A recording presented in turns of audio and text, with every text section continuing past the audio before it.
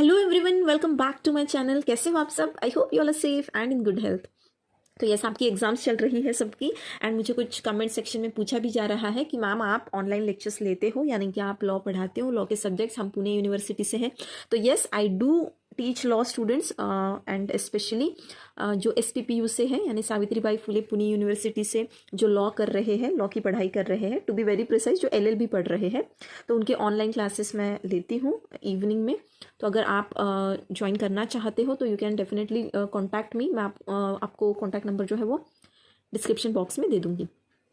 And आपका जो last paper बाकी है, ये पेपर हो जाने के बाद, जो कि है आपका पब्लिक इंटरनेशनल लॉ, तो उसका भी रिवीजन सेशन जो है वो हम ले रहे हैं पेपर से एक दिन पहले। तो उसके लिए भी अगर आप ज्वाइन करना चाहते हो, लास्ट मिनट प्रिपरेशन अगर आपकी करनी है आपको, then most welcome, you can contact me before your exam. तो अब आज हम देखते हैं डॉक्ट्रिन ऑफ लिस पेंडेंस। तो आपके एग्जाम पॉइंट ऑफ व्यू से ये भी टॉपिक जो है ये इंपॉर्टेंट है। तो डॉक्ट्रिन ऑफ लिस पेंडेंस ये क्या कहती है, ये कहाँ दे रखी है? तो ये जो डॉक्ट्रिन है ना, ये हमें मिलती है सेक्शन 52, जो ट्रांसफर ऑफ प्रॉपर्टी एक्ट है ना, उसके सेक्शन 52 में मिलती है। लेकिन ये अजीब सा जो वर्ड है लिस पेंडेंस, क्या मतलब होता है इसका, क्या है एग्जैक्टली? सुनने में बड़ा अलग ही लग रहा है। तो इसका मतलब जो है ना, ये समझने के लिए हमें इसका ट्रांसलेशन इंग्लिश में देखना पड़ेगा, क्योंकि ये है एक लैटिन वर्ड। ठीक है, ये लैटिन वर्ड है। ये क्या कहता है? इसका मतलब होता है कि ट्रांसफर ड्यूरिंग पेंडिंग लिटिगेशन, यानी कि जब आपका मतलब कोई लिटिगेशन जो है वो पेंडिंग है, जिसका डिसीजन जो है वो अभी नहीं आया है, एक फाइनल डिसीजन जिसका नहीं आया कोर्ट की तरफ से, मैटर अभी भी पेंडिंग है कोर्ट में, तो उसे हम कहते हैं लिस पेंडेंस। तो ये जो डॉक्ट्रिन है ये क्या कहती है एग्जैक्टली? तो ये कहती है, मतलब ये एक तरीके से रोक लगाती है, ये रेस्ट्रिक्शन लगाती है किस पे? जो लिटिगेशन जब आपका पेंडिंग होता है ना, तो वो पेंडिंग लिटिगेशन के दरमियान, मतलब during that pending litigation you can not transfer the property. जहाँ पे उस प्रॉपर्टी के जो टाइटल है, टाइटल के रिलेशन में कोई डिस्प्यूट वहाँ पर अराइज हुआ है, तब आप प्रॉपर्टी जो है वो ट्रांसफर नहीं कर सकते हो। ये एक तरीके का रेस्ट्रिक्शन है। ये कौन लगा सकता है ये रेस्ट्रिक्शन? तो ये जो कंपिटेंट कोर्ट होता है ना, जिसके पास वो जुरिस्डिक्शन है, वो पावर है उस केस को, उस सूट को ट्राई करने की, वही कोर्ट जो है इस पर रेस्ट्रिक्शन लगा सकता है। तो ये जो डॉक्ट्रिन है ये कहाँ से आई है, इसका ओरिजिन कहाँ से हुआ है? तो इसका जो ओरिजिन है ना, ये हुआ है बेलेमी वर्सेस सबाइन, जो 1857 का केस था, इंग्लिश केस था ये, जहाँ पर जो लॉर्ड जस्टिस टर्नर थे, इन्होंने जजमेंट दिया था। उसमें इस पर्टिकुलर डॉक्ट्रिन को उन्होंने रिकॉग्नाइज किया था, ऑब्जर्व किया था। अब क्या केस था? वो केस कुछ ऐसा था कि ए पर्सन मिस्टर एक्स, यानी एक्स जो है, ये एक्स है मान लीजिए, तो इस एक्स ने क्या कर दी, अपनी एक इमूवेबल प्रॉपर्टी थी, मान लीजिए ये प्रॉपर्टी है, इस प्रॉपर्टी को क्या कर दिया उसने? सेल कर दिया। अब किसे सेल कर दिया? तो ये मिस्टर ए को, ए नाम का कोई बंदा था, उसे प्रॉपर्टी सेल कर दी। अब यहां पर हुआ ये कि इस एक्स का था एक सन, ठीक है, इस सन को नाम देते हैं जेड। इस एक्स का एक सन था जो कि इस प्रॉपर्टी का एयर था, लीगल एयर था। तो इसने यहां पर क्या कर दिया, इसने ए को स्यू कर दिया before the court of law. और किस चीज के लिए स्यू कर दिया? कि भाई ये जो सेल है ना, ये जो सेल हुआ है ये वॉइड है। वॉइड करार करने के लिए इसने क्या कर दिया? स्यू कर दिया। किसे? ए को, क्योंकि इस पर्सन को सेल हुआ था ना उस प्रॉपर्टी का। तो अब ये जो मैटर था, जब इसने सूट जो है फाइल कर दिया, ये मैटर था पेंडिंग। अब ये जब मैटर पेंडिंग था, तो ये उसी दरमियान ए ने क्या कर दिया? ए ने इस प्रॉपर्टी को आगे सेल कर दिया। किसे सेल कर दिया अब इस प्रॉपर्टी को? तो ये कर दिया एक बी नाम के इंसान को। तब यहां पर कोर्ट ने क्या कहा? अब इस बी को एक्चुअली पता ही नहीं था, मतलब ये जो सारी चीजें यहाँ पे हो रखी ना, इनका क्या इंटरनल प्रॉब्लम्स है। तो कोर्ट ने यहाँ पर कहा कि ये जो जेड है, यानी इस एक्स का जो बेटा है, he was entitled to this property. और कोर्ट ने ये जो सेल हो रखा था, अब ए ने जो आगे बी को भी कर दिया, ये तो ऑब्वियसली ये सेट असाइड होगा, बट ये जो यहाँ पर एक्स ने ए को जो सेल कर रखा था, ये सेट असाइड कर दिया। तो कोर्ट ने यहाँ पर जो डॉक्ट्रिन ऑफ लिस पेंडेंस है वो यहाँ पर रिकॉग्नाइज की है। और मिस्टर बी, अब ये बी ने जिसने प्रॉपर्टी खरीदी थी ए से, तो इसे कोई भी टाइटल जो है उस प्रॉपर्टी में नहीं दिया गया, क्योंकि ऑब्वियसली वो पेंडिंग था लिटिगेशन, उस दरमियान उसने प्रॉपर्टी खरीदी है, तो आपको उसका टाइटल नहीं मिलेगा। तो यहाँ पर कुछ प्रिंसिपल्स जो है वो इवॉल्व होते हैं इस पर्टिकुलर डॉक्ट्रिन से। क्या? कि जब कोई ऑनगोइंग लॉ सूट होता है किसी भी कोर्ट में, जिस कोर्ट को अथॉरिटी है ओके जो court with in the India situated है, जिसके पास अथॉरिटी है, यानी कि वो जुरिस्डिक्शन है। ओके तो अ सूट और proceeding in which any right to immovable property is precisely in question. अब यहाँ पे क्वेश्चन किससे रिलेटेड हो कि वहां पर राइट टू इमूवेबल प्रॉपर्टी, यहाँ पे इमूवेबल प्रॉपर्टी का होना बहुत जरूरी है, उसके टाइटल से रिलेटेड कोई वहां पर क्वेश्चन जो है वो अराइज हुआ है, और ऐसे सिचुएशन में वहां पर कोर्ट जो है उधर रेस्ट्रिक्शन जो है वो इम्पोज कर सकता है। तो मीनिंग क्या होता है इस लिस पेंडेंस का, अगर हम इसे देखें तो बेसिकली लिटिगेशन पेंडिंग या पेंडिंग सूट। तो यहाँ पे एक मैक्सिम है जो कहती है पेंडेंटे लाइट नील इनोवेचर, जिसका मतलब होता है कि nothing new must be introduced while litigation और सूट इज पेंडिंग। यानी जब कोई मैटर ऑलरेडी कोर्ट के सामने पेंडिंग है तो उसमें भैया कुछ नए एलिमेंट मत इंट्रोड्यूस कर दो। मतलब ऑलरेडी दो लोगों के बीच में अगर यहाँ पे ऑलरेडी ये डिस्प्यूट है उस प्रॉपर्टी के टाइटल को लेके, उस इमूवेबल प्रॉपर्टी के टाइटल से रिलेटेड कोई डिस्प्यूट है, तो आप किसी और को वो बेच के क्या कर रहे हो, मतलब नए एलिमेंट को इंट्रोड्यूस कर रहे हो ना। तो यहाँ पे nothing new must be introduced while a litigation और सूट इज पेंडिंग, यानी कि आप किसी और को आगे ट्रांसफर नहीं कर सकते हो। तो अभी डॉक्ट्रिन क्या कहती है, मतलब बेसिकली एक रेस्ट्रिक्शन इम्पोज करती है। अब इसका पर्पस क्या है इस डॉक्ट्रिन का, इसका पर्पस ये है कि जो डिस्प्यूटेड प्रॉपर्टी है उसका जो ट्रांसफर है, उसका जो टाइटल ट्रांसफर हो रहा है उसे प्रिवेंट करना।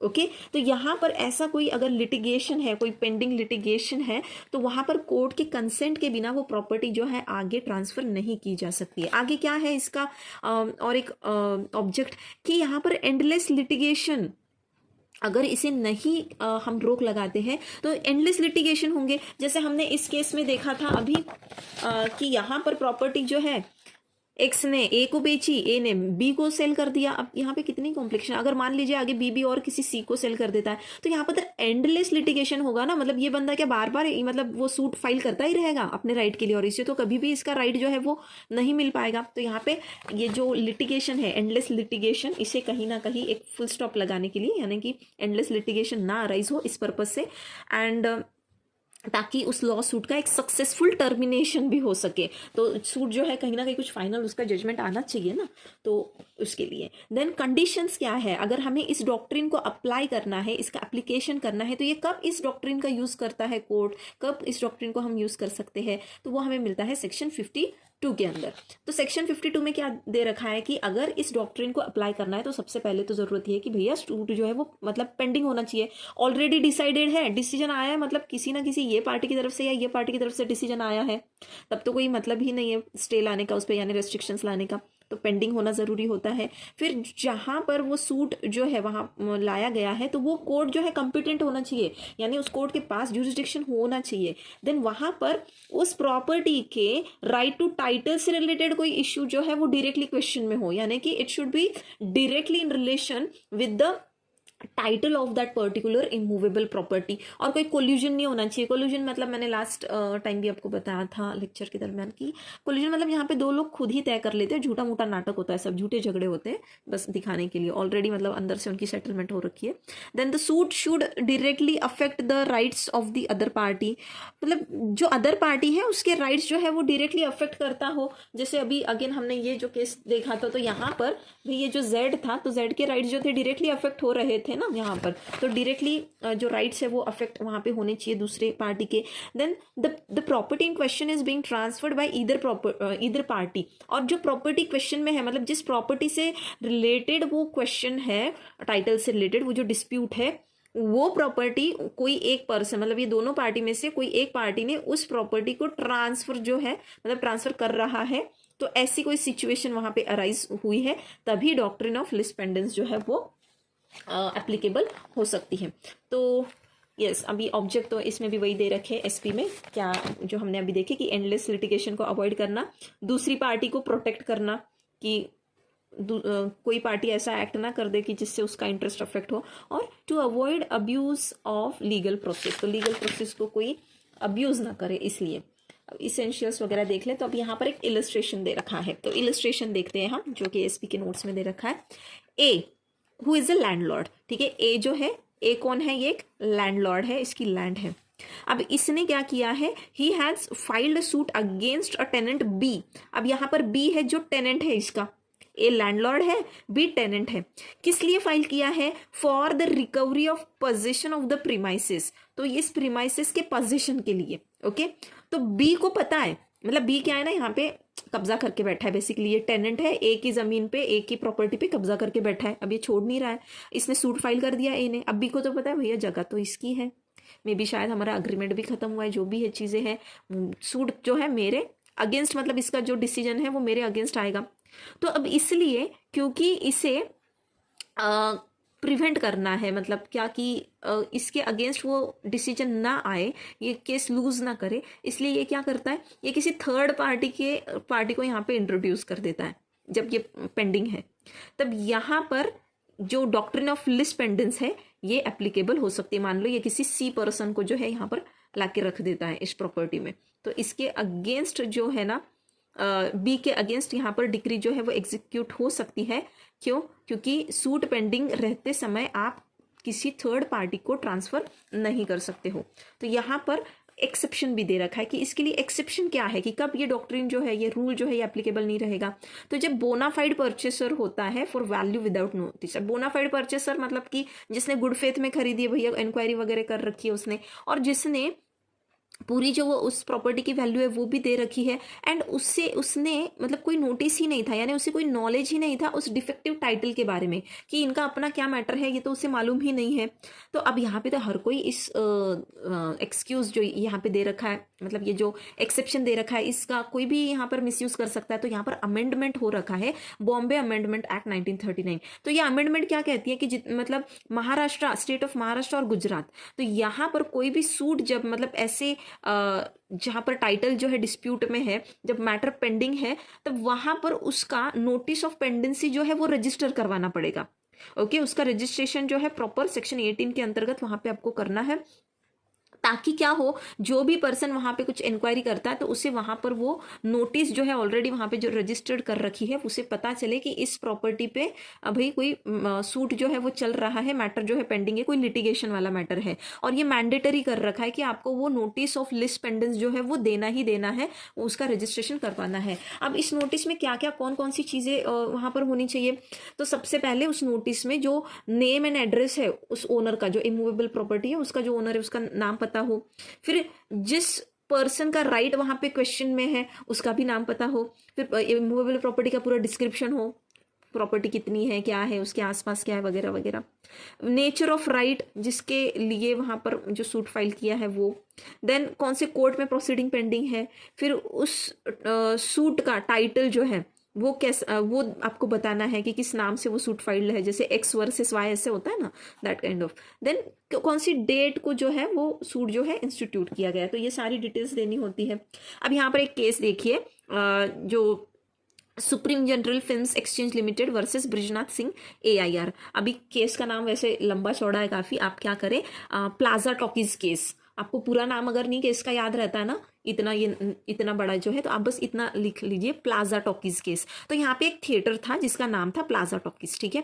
तो it was attached in execution of a decree against the owner of a theatre. अभी मतलब इसका क्या है, ये जो थिएटर था इट वाज अटैच्ड, मतलब ये इसका अटैचमेंट हो गया था किसी डिक्री में, मतलब जो भी उसका ओनर था उसके इसमें से कंट्रोल से तो गई वो पर्टिकुलर जो टॉकीज था, वो थिएटर था, उसके बाहर गया, मतलब कोर्ट ने उस प्रॉपर्टी का अटैचमेंट करवा लिया।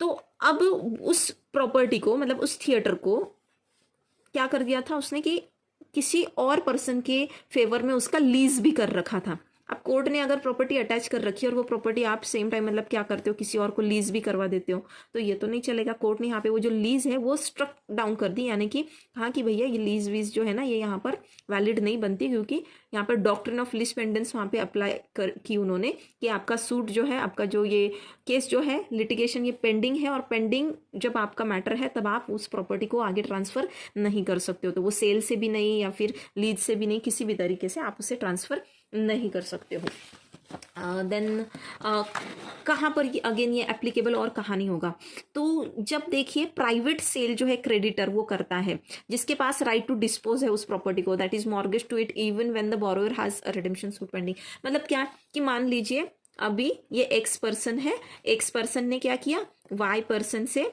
कुछ मान लीजिए यहाँ पे 1,00,000 रुपीज़ जो है वो लोन लिया। अब उसने उसके बदले में क्या कर दिया कि जब तक मैं तेरे 1,00,000 नहीं रिटर्न करता हूँ ना, तब तक मान ले मेरा ये जो प्लॉट है ना, ये तेरे पास रहेगा। अब टाइम हो जाता है, मतलब जो प्रिस्क्राइब टाइम है वो हो जाता है, ये 1,00,000 नहीं रिटर्न कर रहा है, तब इस वाई को ये राइट बन जाता है कि इसको ये सेल कर सकता है। क्योंकि यहाँ पे क्या कहा है कि ये किस पे नहीं अप्लाई करता है, private sale by a creditor, जिसके पास ये राइट है उस प्रॉपर्टी को डिस्पोज करने का। ये बोल देता है कि भैया अगर मैं नहीं आपको देता हूँ ना पैसा रिटर्न, तो आप मेरा प्लॉट जो है वो खुद रख लो, बेच दो, कुछ भी करो, उसमें से आपका अमाउंट जो है वो रिकवर कर लो। तो यहाँ पर भी वो अप्लीकेबल नहीं होगा। जब प्रॉपर्टी खुद ही ठीक से डिस्क्राइब नहीं की है, मतलब अनआइडेंटिफाइबल प्रॉपर्टी है, तब भी ये एप्लीकेशन इसका नहीं होगा।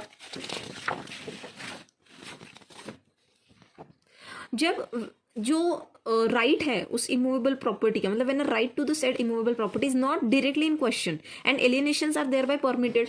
अब मान लीजिए ये एक्स पर्सन है, ये वाई पर्सन है, तो यहाँ पर जो है रेंट के ऊपर से कोई suit, recovery of rent, recovery of rent, इसके लिए सूट फाइल किया है। अब रिकवरी ऑफ रेंट है, ये एक्स जो है ये ओनर है इस प्रॉपर्टी का, ये जो है ये टेनेंट है, हाँ, तो रिकवरी के लिए सूट फाइल किया है। तो जो ओनर है, ओनर तो प्रॉपर्टी को किसी को भी ट्रांसफर कर सकता है आगे, क्योंकि यहाँ पर टाइटल से रिलेटेड कोई यहाँ पे क्वेश्चन ही नहीं अराइज हुआ है। यहाँ पे क्वेश्चन क्या है, रिकवरी ऑफ रेंट। तो रिकवरी ऑफ रेंट के लिए इसका टाइटल से कोई यहाँ पर मतलब बनता ही नहीं है। ये आगे उसको, क्योंकि ये ओनर है तो ये उसको आगे सेल कर सकता है, यानी ट्रांसफर कर सकता है किसी मतलब मॉर्गेज कर सकता है, लीज कर सकता है, लाइसेंस कर सकता है, कुछ भी कर सकता है ये। Okay, so this was all, I guess इतना ठीक है।